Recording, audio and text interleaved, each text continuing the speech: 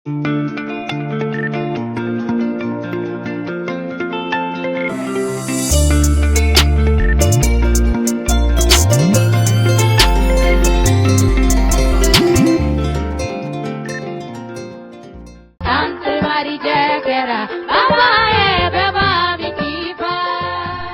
minnu bolodalen no centre marginal kono o ye couture broderie ni stylisme modélisme ye ale san 3 ni kalo 6 kalan ye o formation tellement fana b'an fɛ ye o ye san 1 ni kalo 6 ye maquillage musorosiri coiffure o fana kalan mi centre marginal kono o ye san 2 de ani kalo 6 o fana formation tellement be san 1 ani kalo 6 tatouage farafin jabi endu jabi o fana kalan bi centre marginal kono no bana amina i former façon business la donc o kalo 6 à ce moment wi ka diplôme so bi se ka baraka jeen fambe o ko fa internat bi centre marginal la i bi se ki dem bla kana marginal kono siyoron dumuni abo bela jeli so nga ka baraka centre marginal fle ni falaje ija strafara la centre marginal be seku medine centre marginal be bako jikoroni centre marginal be kurufina strafara gitronda ni mogo be renseignement wala la e bi se ka weleli ke 76 12 11 18 20 20 18 20 ou bien bi weleli ke 76 22 01 04 aw munu sogolembe aw ka jabarani so mantila hanga fulibe aw bela jelen ka keni aw wagatu chugoye ambe aw la donia kaka kuna funu wagati silen fle bakuruba kunnafoniw na biro di verificateur ye baara min boloda sonatam kɔnɔna la an da bɛna don la fo ka taga se anazɛri maaw ye baara min bila sen kan yaasa k'a dɔn accident ni o ye sirabakan kasara ye u ka ca yɔrɔ min na ka o dɔn u ka wuli ka jɔ min kɛra Buguni marabolo la an da bɛna don o ni a ɲɔgɔnna caman na ko kan kunnafoniw olu bɛna lase aw ma aw bisimila mi ye biro di verificateur maaw ye o wulila ka taama boloda ka taa sonatam kɔnɔna la yaasa ka taa u baarakɛ bolow lajɛ u selen ye u taara sɔrɔ ko sonatam maaw ka baara dɔw bɛ olu tɛ ka kɛ sariya kɔnɔna la o hukumu kɔnɔna la u ye jateminɛ fɛnɛ kɛ k'a jira ko contrat min bɛ ministère de l'économie et des finances ani sonatam maaw ni ɲɔgɔn cɛ ani ministère du commerce et de l'industrie ni sonatam maaw ni ɲɔgɔn cɛ k'o baaraw fana o tɛ ka kɛ a kɛcogo la o hukumu kɔnɔna la u ye welewelemada kɛ ka ɲɛsin ministère du commerce et de l'industrie ani ministère de l'économie et des finances maaw ma ko u ka jateminɛw kɛ yaasa bolodi ɲɔgɔnma min bɛ u ni sonatam ni ɲɔgɔn cɛ o baaraw ka kɛ a kɛcogo ɲuman na i n'a fɔ an ka jamana ɲɛmaaw yɛrɛ bɛ a laɲini cogoya min o kɔfɛ u ye ladilikan na se sonatam ɲɛmaayaso yɛrɛ ma ko u ka yɛlɛma don u baarakɛ bolo la wa u ka kulu sigi sen kan ni o ye jɛkulu ye minnu bɛna se ka u ka baara ninnu ka o lajɛ u nɔfɛ ka se ka u dɛmɛ u ka baara tacogo ɲuman na yaasa sonatam yɛrɛ bɛ se k'a ka baara in tɔnɔma bɔ cogoya min na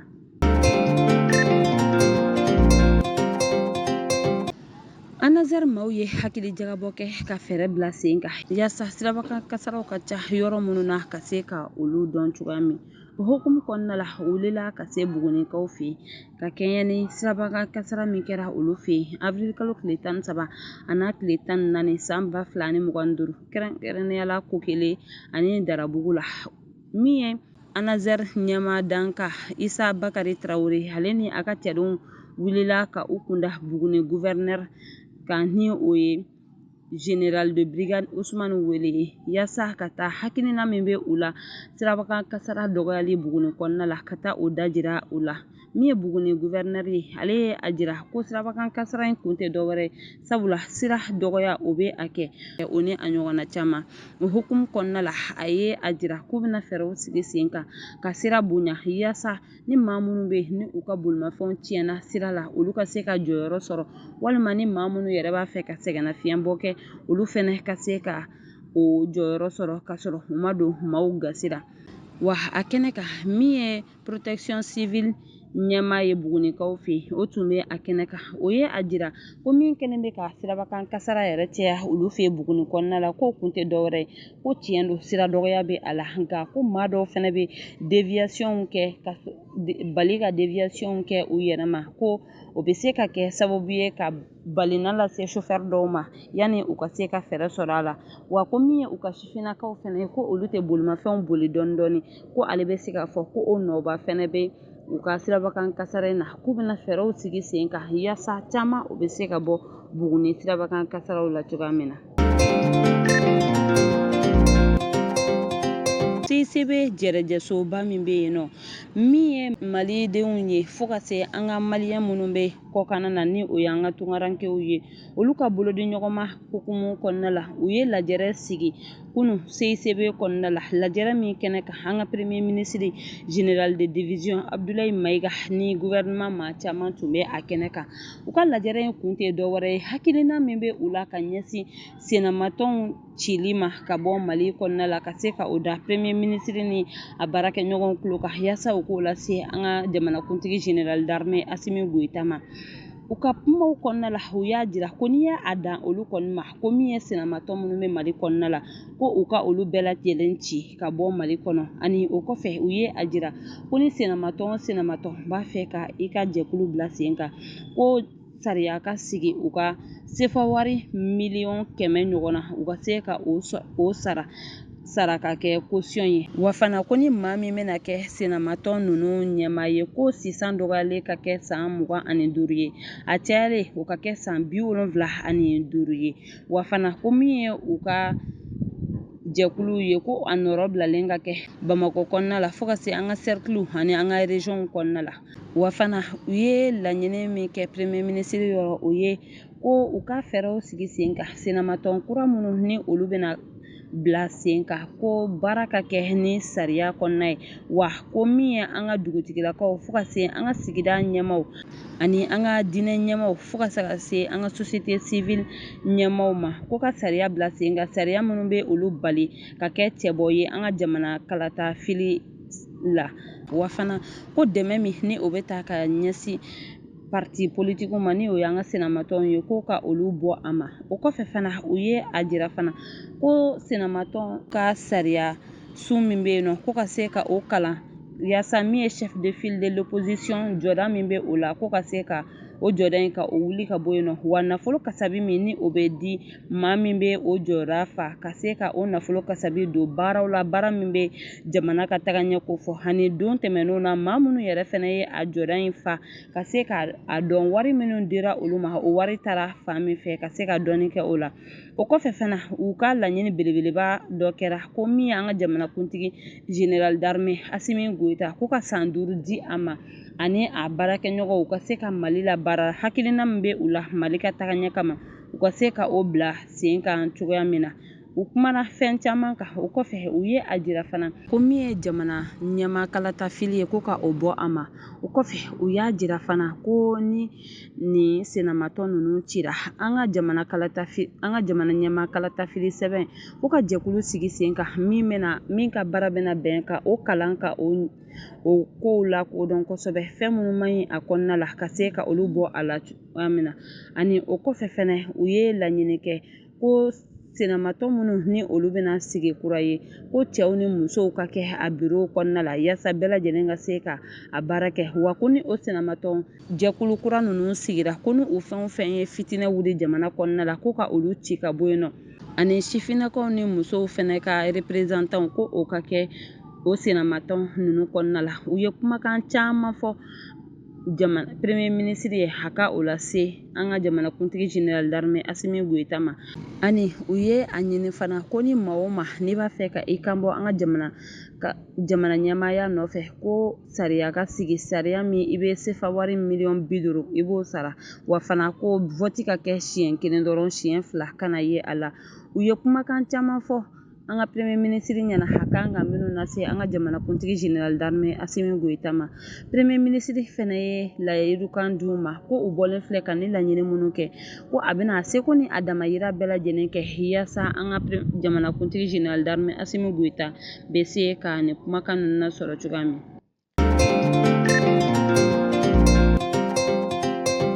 an ka kɛnɛya minisiri kɔrɔ ani an ka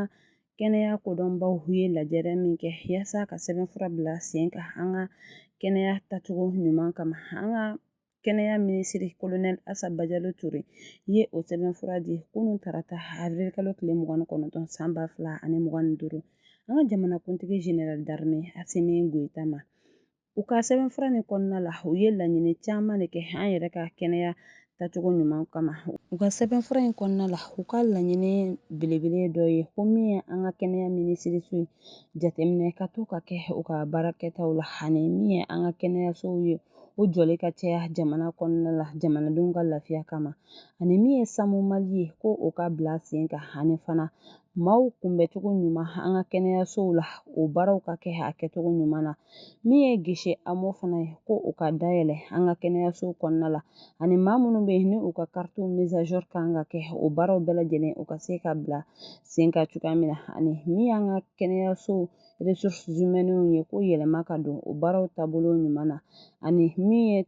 assurance sociale ye o baaraw fana olu fana ka bila sen kan an ka kɛnɛyasow kɔnɔna la cogoya min na min ye an ka jamanakuntigi général d'armée Asimi Goyita ye a ye folikan lase kosɛbɛ an ka kɛnɛya minisiri colonel Asaba Jalo Ture ma a ka nin hakilina ɲuman in na ka ɲɛsin an ka kɛnɛya tacogo ɲuman na wa a y'a jira fana ko bɛna nin sɛbɛnfura in u bɛna lajɛ ka ɲɛ kosɛbɛ wa baaraw fana u bɛna seko n'u damayira kɛ yaasa a ka se ka bila sen kan cogoya min na maa minnu fana ye nin baara in kɛ a ye folikan lase olu ma sabula ko nin bɛ u ka fasoden ɲumanya de ko fɔ. Tɛnɛndon avril kalo tile 28 san 2025 an ka finitigilakaw ye wulikajɔ kɛ sebugukaw fɛ kɛrɛnkɛrɛnnenya la Nioro du Sahel ka tatugu bamanciwale tigilamɔgɔw la u ka wulikajɔ kɛra sababu ye ka bamanciwale tigilamɔgɔ maa 21 ka se ka tɛgɛ kɛ o la wa min ye kɛlɛkɛminan caman u sera ka olu sɔrɔ an ka finitigilakaw fan fɛ min ye an ka finitigilaka maa 5 ye olu de ye banana wa min ye an ka finitigilakaw ka ɲɛmaayaso ye u ko k'u b'u fo u ka nin wulikajɔ in na kosɛbɛ wa min ye an ka finitigilakaw yɛrɛ fana ye an ka finitigilakaw y'a jira ko u bɛna u seko n'u damayira bɛɛ lajɛlen kɛ yaasa an ka bamanciwale tigilamɔgɔ minnu bolila ka se ka tɛgɛ kɛ olu la. Sibiridon avril kalo tile 26 san 2025 Jelibugu sigibagaw ye wele bila kunnafoni dilaw ma yaasa dekun ani tɔɔrɔ min bɛ u kan ka se ka o jira diɲɛma la u ye a jira ko mun ye u ka fɔnse kɔnɔnaw ye ɲamaw bɛ a kɔnɔna la wa fana o kɔfɛ min ye u ka jitɛmɛsiraw fana ye ko o minɛlen don maa caman fɛ u yɛrɛ ye a jira ko cɛ dɔ kɛlen bɛ ka koko belebeleba dɔ jɔ u ka sira dɔ la u ka yɔrɔ dɔ la min bɛ wele ko Somapim ko o bɛ kɛ sababu ye ni san nana kaba ji bɛ tiɲɛnen don u ka sigida kɔnɔna la kɛrɛnkɛrɛnnenya la Sotiba kaburudon min bɛ yen nɔ ko ka sababuya kɛ ni koko ni jɔli ye ko ji bɛ tiɲɛnen don Sotiba kaburudon kɔnɔna la o hukumu kɔnɔna la u ye welewelemada kɛ ka ɲɛsin an ka jamana ɲɛmaaw ma ko u ka u dɛmɛ yaasa u ka yɔrɔw bɛ se cogoya min na k'a lasaniya u ka fɔnsew bɛ se k'a labɔ cogoya min ani u ka jitɛmɛsiraw bɛ se k'a labila yanni samiya cɛ sabula ko u jɔrɔlen don kosɛbɛ a kɛnɛ kan min ye u ka mɛri ka nɔrɔbila ye ni o ye Timote Dako ye ni ale ye conseiller ye commune 1 mairie kɔnɔna la ale ye a jira ko dekun ni tɔɔrɔ min bɛ u kan tiɲɛ yɛrɛ la ko olu ɲɛ bɛ a la ko kɔnɔdimi tɛ nka ɲɛdimi de don wa k'u bɛna seko n'u damayira bɛɛ lajɛlen kɛ yaasa u ka fɔnse denkɛw ka olu labɔ ani maa minnu n'olu kɛlen bɛ ka u ka jitɛmɛsiraw ka olu minɛ ka o maaw lawuli ka bɔ yen yaasa ji ka tɛmɛ a tɛmɛcogo ɲuman na ɲinan samiya ji kana tiɲɛnen don u ka sigida kɔnɔna la. Tarata avril kalo tile 29 san 2025 finitigilakaw ka kiiritigɛsoba min bɛ yen ni o bɛ wele nanzarakan na ko salle d'audience de la direction générale de la justice militaire ni o bɛ Darisalamukaw fɛ yen nɔ finitigilaka dɔw ka kiiri tun bɛ ka tigɛ o kɔnɔna la kiiri kɛnɛ kan kiiri tun bɛ ka tigɛ fɛn min kan o ye min ye maa dɔ ye marifa tun bɛ ale bolo ka sɔrɔ a ma kɛ ni sariya ye wa ko a ye finitigilakaw ka sariya a ye o kan sɔsɔ o kɔfɛ fana ko tɛgɛ kɛra dɔ la ka sababuya kɛ ale minɛna yuruguyurugu wale la maa dɔ yɛrɛ bɛ ale tun ye finitigilaka ye ale ka baarakɛ marifa o de tilala a la wa ko min ye finitigilakaw ka sariya dɔw ye a ye olu kan sɔsɔ ani fana min ye maa dɔ fana ye ale ye maa dɔ ka so minɛ a la o ale ta kun ye o ye o kɔfɛ fana tɛgɛ fintigilaka dɔ ka kiiri kun bɛ ka tigɛ ale ka kiiri tigɛ kun tɛ dɔwɛrɛ sabula ko min ye ale ka kɛlɛkɛ marifa ye o tununa ale bolo wa min ye finitigilakaw ka sariya dɔw ye a ye olu fana sɔsɔ kiiri kun bɛ ka tigɛ fɛn laban min kan o ye ko maa dɔ bɛ yen ale dara a yɛrɛ la ka sababuya kɛ a bɛ jɔda min na nin maa kofɔlen ninnu na maa tɔw bɛɛ lajɛlen ka kiiri sera ka tigɛ nka min minɛna yuruguyurugu wale la ani min ta ni o ye min ye danaya da a yɛrɛ kan olu kɔni ka kiiri ma se ka tigɛ nin wagati in na wa a jirala ko finitigilakaw ka nin kiiritigɛsoba min filɛ nin ye ko a bɛ finitigilakaw ka kiiri tigɛ wa a bɛ jamanadenw ni o ye siviliw ye a bɛ olu fana ka kiiri tigɛ o cogoya kelen na. O b'an ta an ka kɔkan kunnafoniw na an bɛ taa Burkina Faso. Burkina Faso premier ministre ni o ye Talba Jean Emmanuel Ouédraogo ye ale bɔra ka laseli kɛ tɛnɛndon su fɛ u ka jabaraniso la k'a jira ko AES maaw fɛɛrɛ min sigi sen kan ni o ye ka AES finitigilakaw k'u bolo di ɲɔgɔn ma yaasa bamaci wale o bɛ se ka kɛlɛ ka bɔ AES jamana 3 bɛɛ lajɛlen kɔnɔna la ko o baaraw taga ɲɛ o bɛ sen na wa ko jamanaden bɛɛ lajɛlen k'i hakili latigɛ ko a tɛ mɛn tuguni min ye bamaci wale ye an bɛna a mɛn an tulo de la nka an tɛna a ye tugun ko AES jamana in 3 bɛɛ lajɛlen kɔnɔ u b'u seko n'u damayira bɛɛ lajɛlen kɛ yaasa bamaci wale u ka se ka kɛlɛ ka bɔ an ka jamana kɔnɔ pewu jamana 3 in bɛɛ lajɛlen jamanadenw ka lafiya kama. N'an bɔra yen an bɛ taa Faransi premier ministre kɔrɔ ni o ye François Fillon ye ale ka kiiri tigɛra u ka kiiri so maaw ye a ɲangini san 14 kaso ye a jirala ko min ye san 10 ye o bɛna kɛ avec inéligibilité nka san 4 dɔ o bɛna kɛ a datugunen intégralement kaso kɔnɔna la ko avec sursis o kɔfɛ u ka euro wari 375 000 a bɛna o de sara jamana ye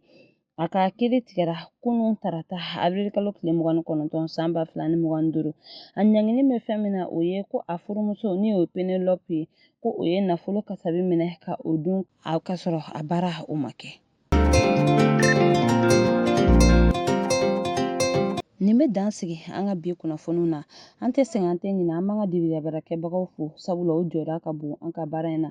an b'a fɔ k'Ala ka basigi sabati an ka jamana kɔnɔ Ala ka sankɔrɔta di an ka finitigilakaw ma ni Ala m'an ka jɔnya jɔ an na an bɛ ɲɔgɔn sɔrɔ yan sini ka kunnafoni di aw ma ladiriya la shukuran.